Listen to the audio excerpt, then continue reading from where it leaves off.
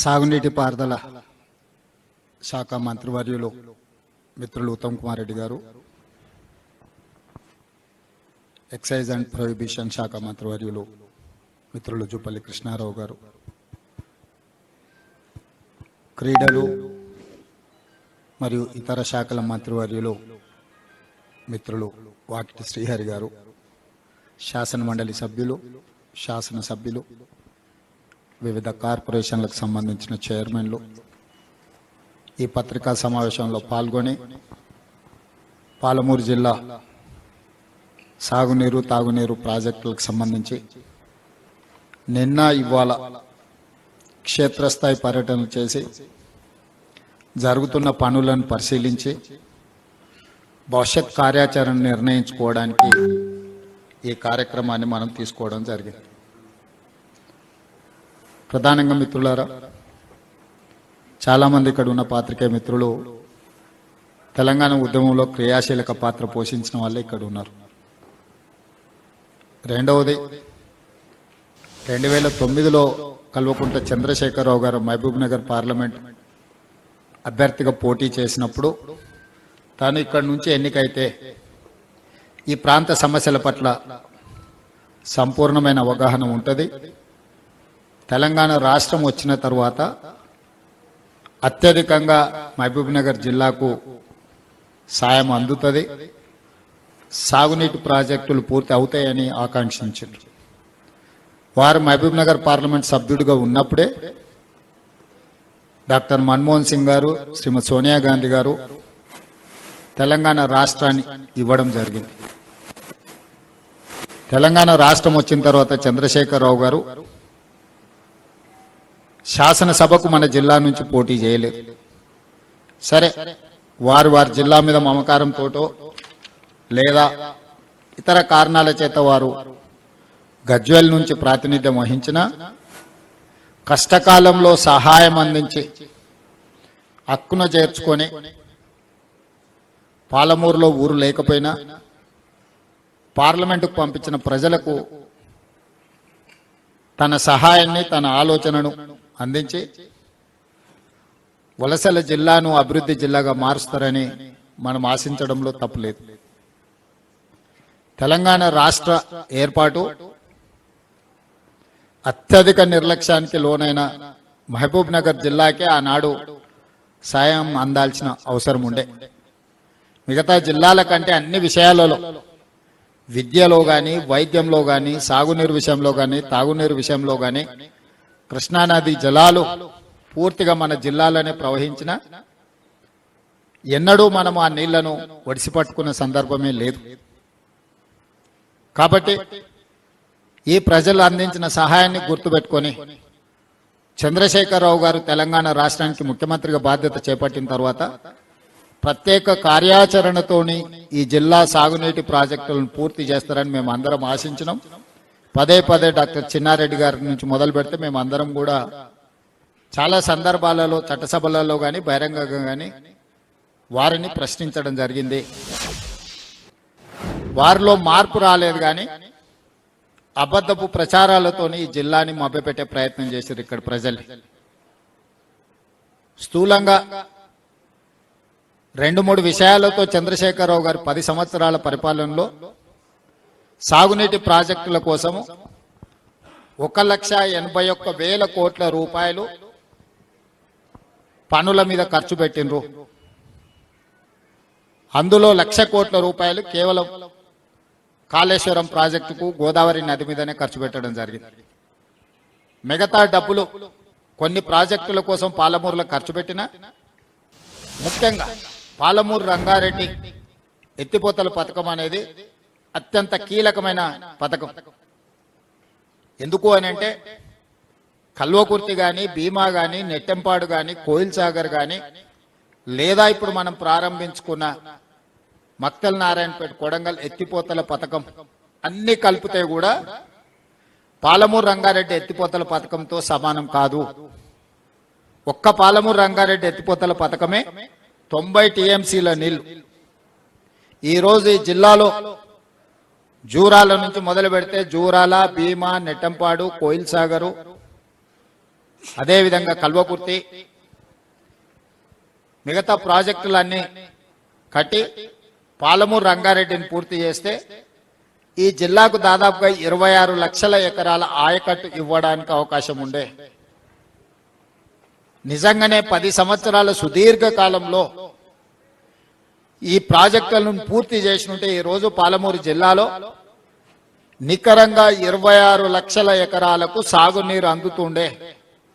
సాగునీరుతో పాటు పరిశ్రమల గురించి నేను చెప్పవలసిన అవసరం లేదు. 10 సంవత్సరాలలో ఒక్క పాలమూరు రంగారెడ్డి ఎత్తిపోతలకే 27,000 కోట్ల రూపాయలు ఆనాటి ప్రభుత్వం కల్వకుంట్ల చంద్రశేఖరరావు గారు ఖర్చు పెట్టారు.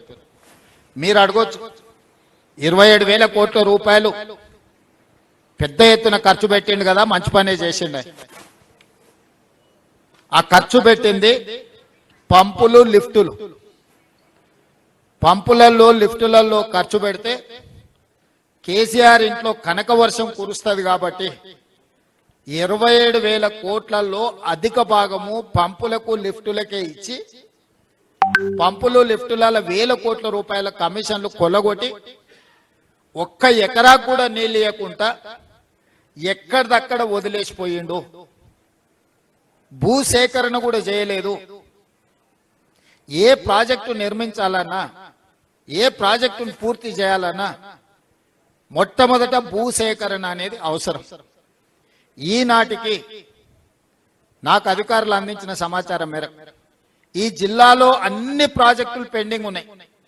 కాంగ్రెస్ ప్రభుత్వమే అధికారంలో ఉన్నప్పుడు పూర్తి చేసిన జూరాల ప్రాజెక్టును వదిలేస్తే ఈ జిల్లాలో కల్వకుర్తి గాని, భీమా గాని, నెట్టంపాడు గాని, కోయిల్ సాగర్ గాని, ప్రారంభించుకున్న పాలమూరు రంగారెడ్డి ఎత్తిపోతలు గాని, ఏ ప్రాజెక్టు తీసుకున్నా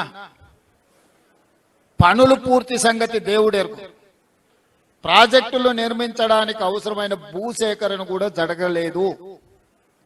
అంటే భూసేకరణ చెయ్యకుండానే ప్రాజెక్టులు పూర్తయితాయని చంద్రశేఖరరావు గారు ఎట్లా భావించిందని నేను అడుగుతున్నా. అంటే ఆయన ఆలోచన ఎంతసేపు ఉన్నా పంపులు లిఫ్టులు 1,000 కోట్ల కాంట్రాక్టర్ల బిల్లులు చెల్లింపుడు, అందులో నుంచి నగదు కొట్టేసు.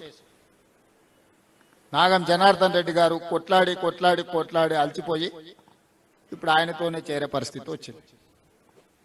ఏ మాటకు ఆ మాట పాపం పెద్దలు నాగం జనార్దన్ రెడ్డి గారు ఈ పంపులలో లిఫ్టులలో జరిగిన అవినీతి మీద ఏండ్ల కొద్ది కొట్లాడి సుప్రీంకోర్టు వరకు కూడా పోయి కొట్లాడవచ్చు. ఆయన మాట్లాడిన దాంట్లో వాస్తవం ఉంది. ఈరోజు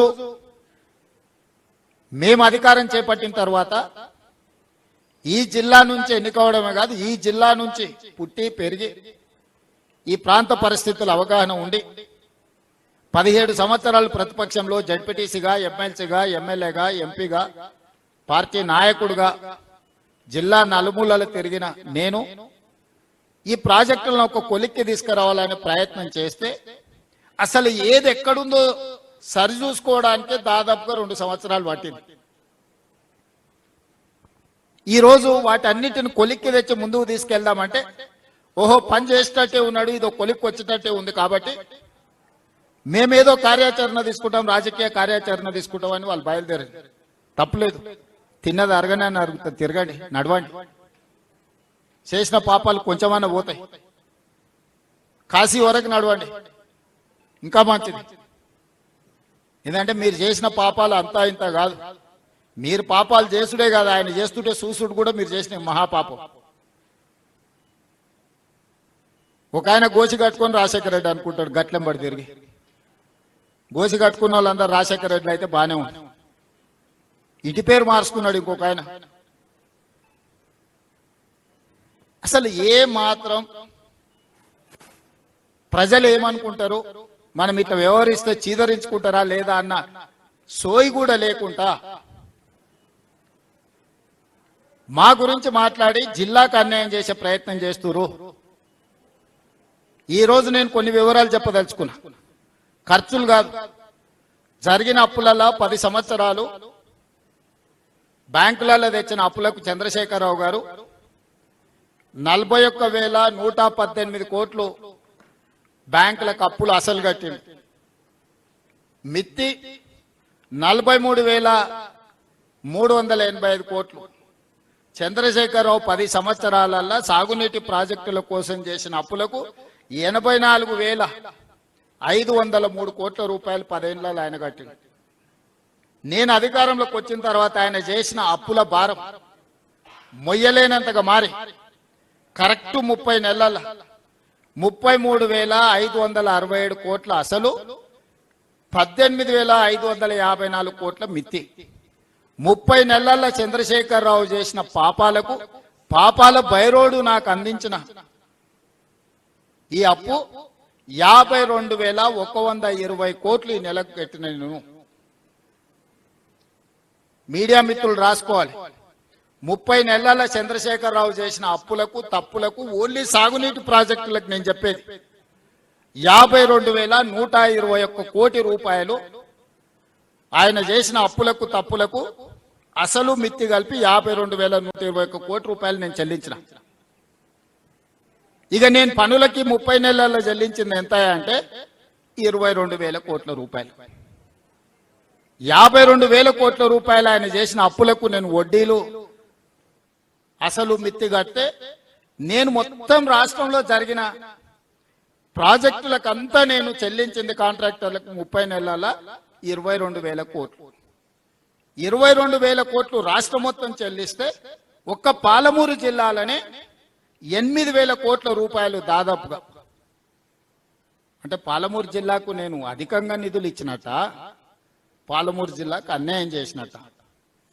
ఇప్పటికీ జిల్లాల ప్రాజెక్టులు పూర్తి చేయాలంటే 4,000 ఎకరాల భూసేకరణ చేయాలి. భూసేకరణ చేయకుండా కాంట్రాక్టర్లకు ఎన్ని పైసలు ఇచ్చినా, కాలువ 5 కిలోమీటర్లు దొలవాలంటే 1 కిలోమీటరు భూసేకరణ చేసి మళ్ళీ 1/2 కిలోమీటర్ వదిలి మళ్ళీ 1/2 కిలోమీటర్ భూసేకరణ చేసి మళ్ళీ 1/2 కిలోమీటర్ వదిలితే నీళ్లు వారుతాయా? రిజర్వాయర్లలో ఆడాడ కొంత భూమి ఉంటే కోర్టులో వచ్చి స్టే తెచ్చుకుంటే రిజర్వాయర్లలో నీళ్లు నింపగలమా?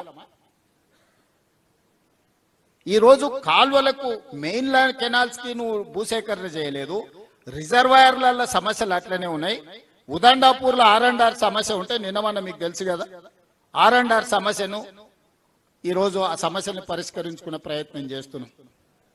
ఇవి ఏవి చేయకుండా, భూసేకరణ చేయకుండా, లేకపోతే R&R ప్యాకేజీలు ఇవ్వకుండా రిజర్వాయర్లలో నీళ్లు నింపగలమా? అందుకే ఈరోజు ఆ సమస్యలన్నిటినీ సంపూర్ణమైన అవగాహన చేసుకొని రాబోయే 2 ఏళ్లలో మాక్సిమం ఈ జిల్లాలో ఉండే పనులన్నిటిని పూర్తి చేయాలని ఈరోజు కంకణం కట్టుకొని మేమందరం క్షేత్రస్థాయిలో పర్యటన చేసి కార్యాచరణ తీసుకొని ముందుకు వెళ్తున్నాం. ప్రతి 6 months కు ఒక వర్టికల్ గా ఒక షెడ్యూల్ చేసుకొని, ఇప్పుడు జూన్లో వచ్చినాం, డిసెంబర్ వరకు ఏమేమి పూర్తి చేయగలం, నెక్స్ట్ జూన్ వరకు మళ్ళీ ఏం చేయగలం, నెక్స్ట్ జూన్ నుంచి నెక్స్ట్ డిసెంబర్ వరకు ఏం చేయగలం, విడతల వారీగా ఒక ప్రణాళికబద్ధంగా పనులు ఏ విధంగా ప్రతి నెల ఏ విధంగా చేయాలో అధికారులకు టార్గెట్ ఇచ్చి, భూసేకరణకు కలెక్టర్లకు టార్గెట్ ఇచ్చి, దానికి అవసరమైన నిధులను ఏ విధంగా సేకరించాలి. ఈరోజు విపరీతమైన అప్పులు తేవడం వల్ల ఈరోజు నిజంగా అవసరం ఉన్నప్పుడు అప్పు తెచ్చుకోలేని పరిస్థితి అయిపోయింది ప్రాజెక్టులు. రాష్ట్రంలో ఇతర ఆర్థిక పరిస్థితి చిన్నాభిన్నం అయిపోయింది. అయినా శక్తి కూడగట్టుకొని ఈరోజు ప్రాజెక్టులు పూర్తి చేస్తుంటే నోరు తెరిస్తే తప్పుడు ప్రచారం, అబద్ధాలు. 90% పాలమూరు జిల్లా ప్రాజెక్టులు పూర్తినాయని నిన్నమన్న వాళ్ళు ప్రెస్ మీట్ చెప్పారా? మీరందరూ రిపోర్ట్ చేసిరు కదా. 90% పనులు పూర్తయితే వాళ్ళ అంచనాల ప్రకారమే, వాళ్ళు ఇచ్చిన జీవో ప్రకారమే 55,000 కోట్ల రూపాయల పాలమూరు రంగారెడ్డి ఎత్తిపోతలు కావాలన్నా వాళ్ళు అదే చెప్తారు కదా. వాళ్ళ హయాంలో ఖర్చు పెట్టిందే 27,000 కోట్లు. వాళ్ళు ఆ రోజు చేసిన అంచనా 55,000 కోట్లు. ఈ రోజు అది ఎంత అవుతుందో మళ్ళా కొత్త రేట్లు పెరిగినాయి, ఇంకా అంచనా చేయలే. 50% కూడా నిధులు ఖర్చు పెట్టకుండా 90% పనులు ఎట్లా పూర్తయితాయి? అంటే అంచనాలన్నా అబద్ధం ఉండాలి, పని చేయకుండానన్నా అబద్ధాలు చెప్పాలి. రెండింటికి పొంతన ఉండాలి కదా.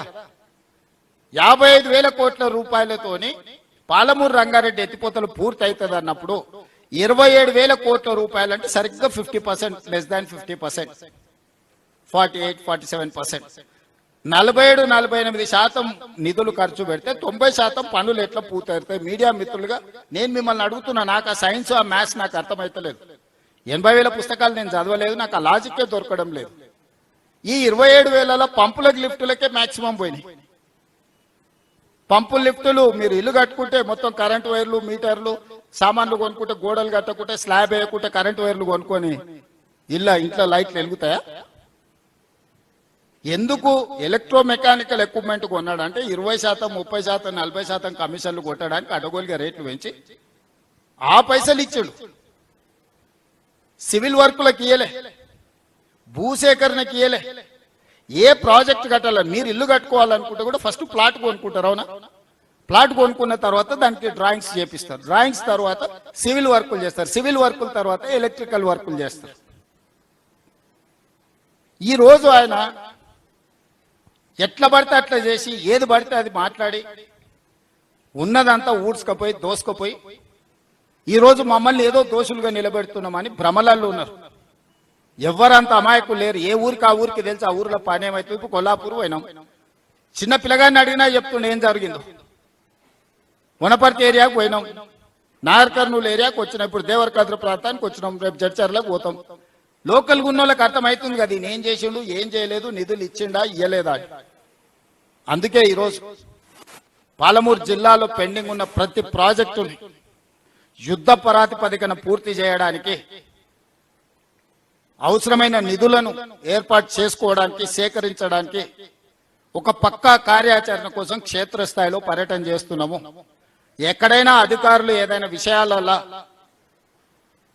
అటు ఇటుగా చెప్పితే కూడా దాన్ని అర్థం చేసుకోవడం కోసం ప్రతిదీ ఈరోజు తిరిగి చూసుకుంటూ వచ్చి ఈ జిల్లాకు 26 లక్షల ఎకరాల నీళ్లు ఇవ్వడానికి అవసరమైన పనులను నిధులను సంపూర్ణంగా సమకూర్చడానికి ఈ 2 రోజులు పని చేసినాము. ఈ 2 రోజులు తిరుగుతున్నాం.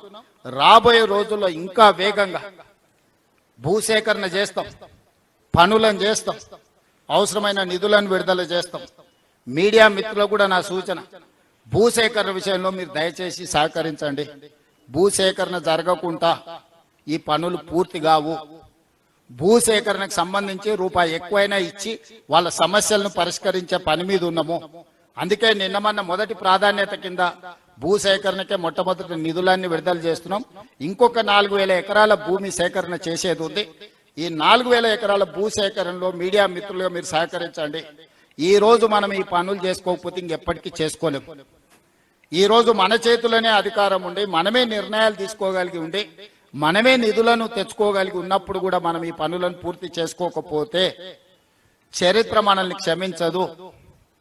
నేను సంపూర్ణంగా కట్టుబడి ఉన్నా ఈ జిల్లా ప్రాజెక్టులను అన్నిటిని పూర్తి చేయడమే కాకుండా ఈరోజు ప్రాజెక్టులు కట్టుకుంటే సరిపోదు, నీళ్లు నింపడానికి రిజర్వాయర్లు కూడా ఉండాలి. జూరాల 17.84 టీఎంసీల కెపాసిటీ ఉంటే ఈరోజు జూరాలలో నీటి నిల్వ 9 టీఎంసీ, దాదాపుగా 8.5-9 టీఎంసీలు ఆడ లేనే లేదు. మనం ఆ పక్కన గూడెం తోటిలో 15 టీఎంసీలు రిజర్వాయర్లో నీళ్లు నింపుకుంటే జూరాలలో నీళ్లు లేనప్పుడు దాని కింద ఆయకట్టుకు అవసరమైతే ఇక్కడ నుంచి అక్కడ మళ్ళీ నీళ్లు విడుదల చేసుకోవడానికి అవకాశం ఉంది.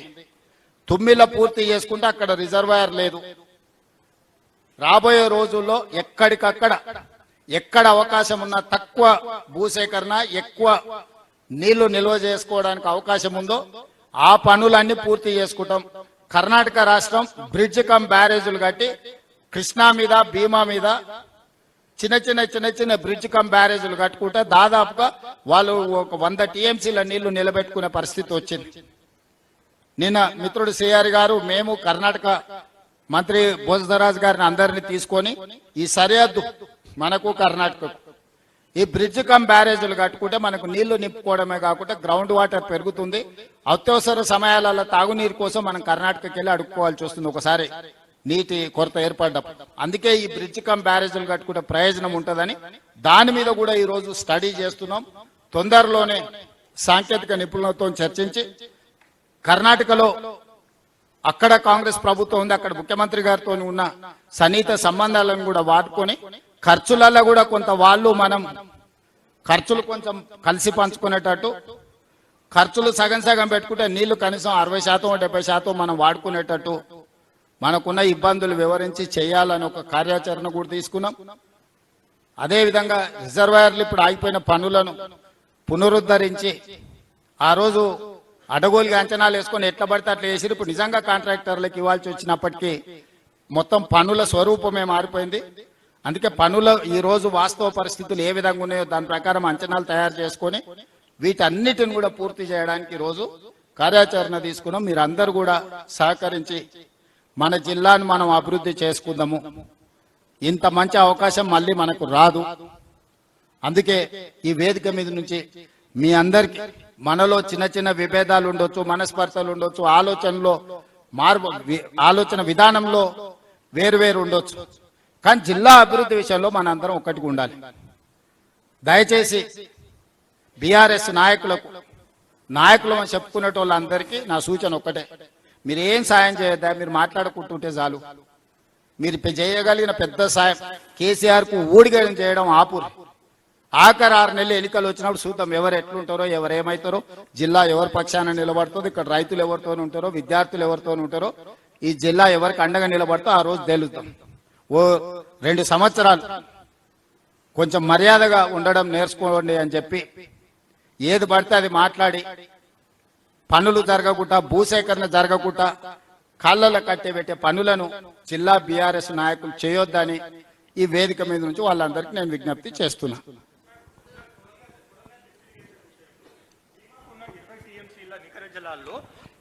ఏడు టీఎంసీలు మీరు అక్కడ కోత పెట్టేసి ఇక్కడ కొడంగల్కి ఇస్తున్నారు. దానివల్ల బీమా రైతులు అక్కడ నష్టపోతున్నారు, ఇక్కడ కొడంగల్ రైతులు వీళ్ళు నష్టపోతున్నారు. ఎందుకంటే వాళ్ళకు 1,00,000 ఎకరాలకు 7 టీఎంసీలు సరిపోవు.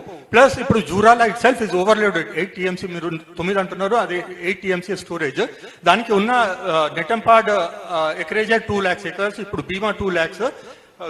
Jurala it self has 1 lakh acres ayacut. ఇంకా ఇప్పుడు ఏది మన ఇది డ్రింకింగ్ స్కీమ్స్ ప్లస్ కొడంగల్ ఇలాంటి కాకుండా సిడబ్ల్యూసీ నుంచి హైడ్రాలజికల్ క్లియరెన్స్ లేదు, ఫారెస్ట్ అండ్ ఎన్వైరన్మెంట్ క్లియరెన్స్ కూడా లేదు సార్. ఎట్లా నీ ప్రశ్న టిఆర్ఎస్ వాళ్ళదా? నీ ప్రశ్న అయితే మీకు అవగాహన కొంచెం తక్కువ ఉంది. నా దగ్గరకు వస్తే మొత్తం డీటెయిల్ చెప్తా.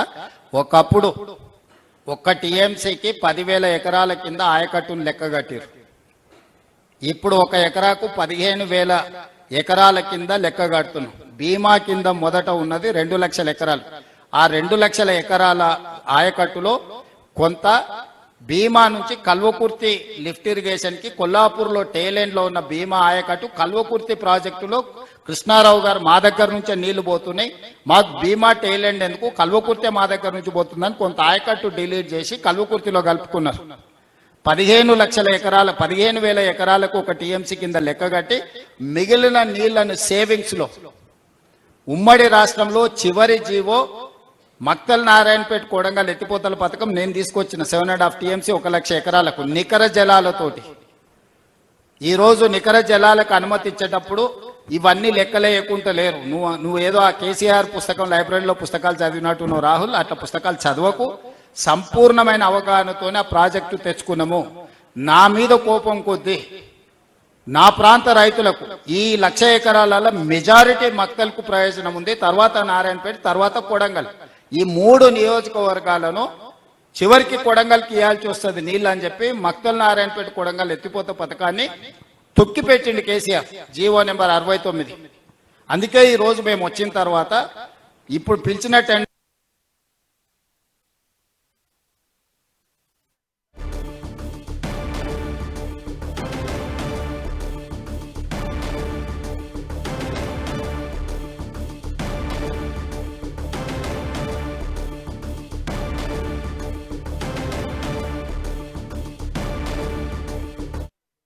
చేపించిండు.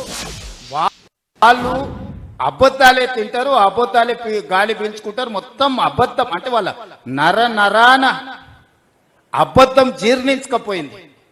ఈరోజు ఏ ప్రాజెక్టు దగ్గరికైనా పోదాం, ఇప్పుడు మీరు అబద్ధం జీర్ణించకపోయింది. ఈరోజు ఏ ప్రాజెక్టు దగ్గరికైనా పోదాం, ఇప్పుడు మీరందరూ మేధావులే కదా, మేమంతా మామూలు వాళ్ళం, కానీ మీరు జర్నలిస్టులు మేధావులే కదా.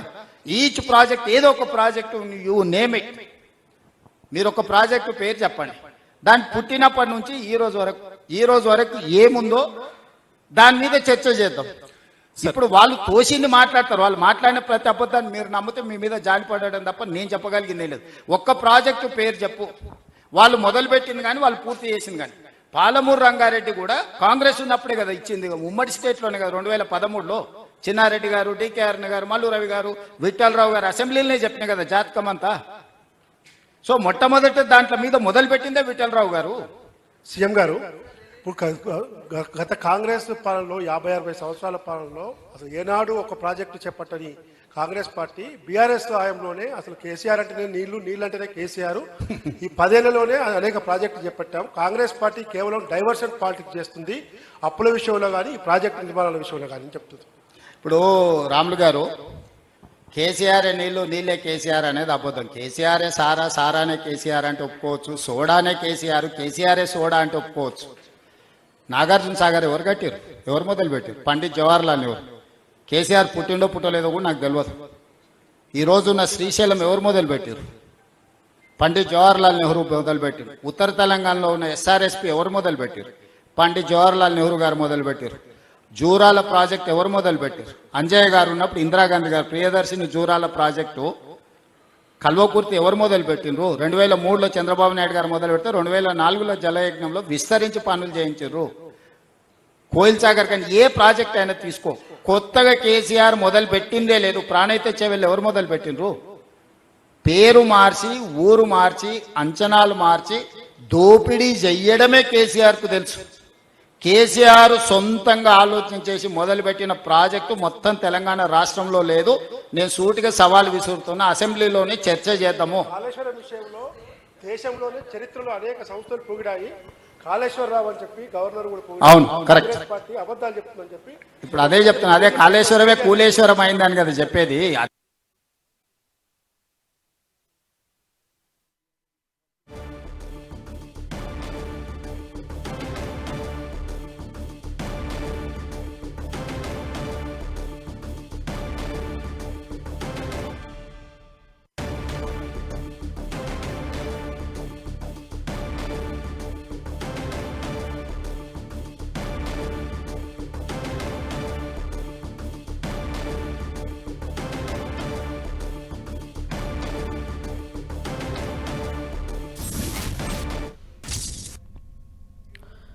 రైట్, మనం చూస్తున్నాం ఉమ్మడి పాలమూరు జిల్లాలో రెండో రోజు సీఎం రేవంత్ పర్యటన కొనసాగుతోంది. కరబిన రిజర్వాయర్ ను పరిశీలించారు సీఎం రేవంత్ రెడ్డి. ఇక నార్లాపూర్ ప్యాకేజీ 2-3 పనులను కూడా పరిశీలించారు. సీఎం వెంట మంత్రులు ఉత్తమ్ జూపల్లి ఉన్నారు. ఇక ఎంపీగా గెలిచి మహబూబ్ నగర్ కు వెళ్లినటువంటి కేసీఆర్ చేసిందేమీ లేదంటూ విమర్శలు గుప్పించారు సీఎం రేవంత్ రెడ్డి. మహబూబ్ నగర్ ఎంపీగా ఉన్నప్పుడే తెలంగాణ ఏర్పడిందంటూ మాట్లాడారు. ఇక కష్టకాలంలో ఆదుకున్న మహబూబ్ నగర్ ను కేసీఆర్ నిర్లక్ష్యం చేశారని విమర్శించారు.